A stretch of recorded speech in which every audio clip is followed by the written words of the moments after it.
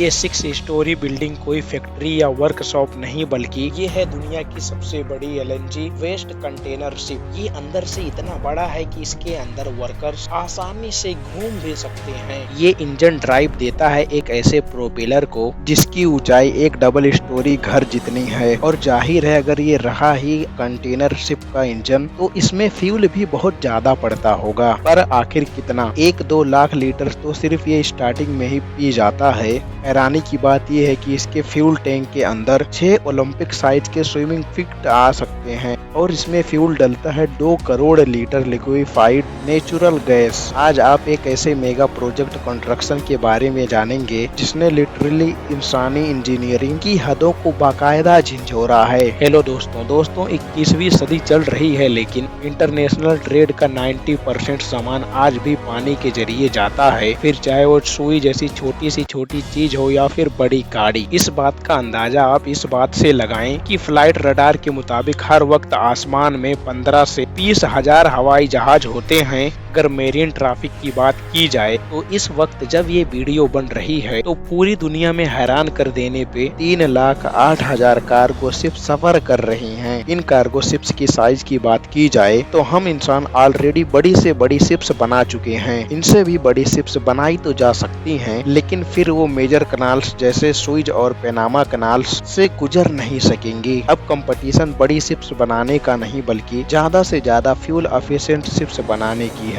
और ऐसा ही कुछ किया फ्रेंच शिपिंग कंपनी CMA-CGM ने। वो दुनिया की सबसे बड़ी इको फ्रेंडली शिप बनाना चाहते थे जो डीजल या FOS जैसे फ्यूल पर नहीं बल्कि LNG पर चलेगी, यानी नेचुरल गैस का लिक्विड फॉर्म। 400 मीटर लंबी इस शिप की लंबाई इतनी ही है अगर 4 फुटबॉल फील्ड्स को एक साथ लाइन से लगा दिया जाए। इसकी चौड़ाई 61 मीटर और ऊंचाई कुतुब मीनार से भी ऊंची। इस शिप का टोटल वजन 7 आईफल टावर या फिर 11,500 अफ्रीकन हाथियों के बराबर है, यानी 70,000 टन, और वो भी बिना किसी कंटेनर्स के। इस शिप में टोटल 23,112 कंटेनर फिट आ सकते हैं। अगर इन कंटेनर्स को एक लाइन में रखा जाए तो ये 150 किलोमीटर की एक लंबी कतार बन जाएगी। लेकिन असल चैलेंज भारी भरकम शिप को बनाने का ही नहीं था बल्कि CMA-CGM को ऐसी 9 शिप्स बनानी थी, वो भी 2 सालों की कम दिनों में। इस काम के लिए हांगकांग के एक शिप यार्ड को चुना गया जो 4 किलोमीटर लंबा है और एक छोटे शहर जैसा देखने में लगता है। यहाँ दुनिया भर से आए 6,000 वर्कर्स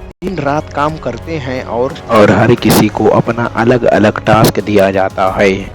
सवाल ये है कि जहां नॉर्मली 18 महीनों में एक शिप तैयार होती है वहीं 2 साल में 9 शिप्स कैसे बनाई जाएगी? इसका सीधा जवाब ये है कि शिप्स को टुकड़ों में बनाई जाएगी जिन्हें ब्लॉक्स कहते हैं। शिप्स की फाउंडेशन को स्टील से बनाई जाती है ताकि इस पर जंग ना लगे। एक शिप के लिए 12,660 टन स्टील शीट की जरूरत थी। इन शीट्स को एक खास लेजर जेट से काटा गया जिसकी गरमाइश 18,000 डिग्री सेल्सियस थी, यानी सूरज की सरफेस से 3 टाइम ज्यादा। ये लेजर बीम स्टील को ऐसे काटती है जैसे छुरी को मक्खन। एक शिप के लिए कुल 880 किलोमीटर की स्टील की पट्टियां काटी गई। फिर इन शीट्स को जोड़कर ब्लॉक्स बनाए गए। ये ब्लॉक्स एक कमरे की साइज से लेकर कई मंजिला बिल्डिंग्स जितने ऊंचे तक हो सकते हैं। और कमाल की बात यह है कि इन ब्लॉक्स में एक पाइप वायरिंग और दीगर की पहले से फिटिंग की गई है।